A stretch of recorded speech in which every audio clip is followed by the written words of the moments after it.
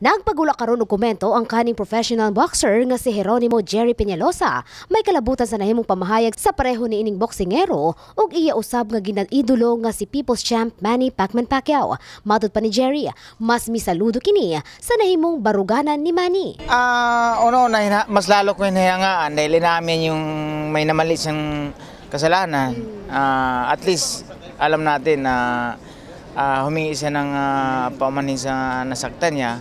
At doon pa lang medyo mas lalo ko sa hinahangaan. Ginarespeto usab ni Jerry ang katungod sa LGBT community. Knowing Manny, wala sa kanya yun. Alam natin na talagang matibay ang loob niya. So sana naman at hindi maka-apekto dahil yung dala niya yung bansang Pilipinas. So pinaglaban niya tayo. Sana pa rin yung lahat mga tao susuportahan pa rin siya.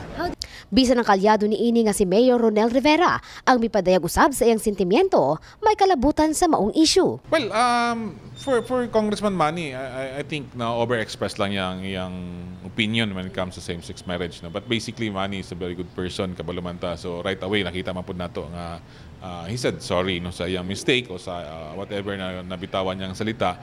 And knowing Manny for a long time, dili inana siya pagkatao. No? He doesn't condemn anybody. No? Kahibaluan nga padayon karon ang pagbansay ni Manny sa umaabot niyang away batok kang Timothy Bradley.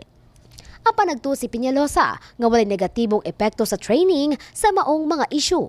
Siyempre, karapatan din nila yun dahil una-una na nasaktan sila sa nasabi ni Congressman.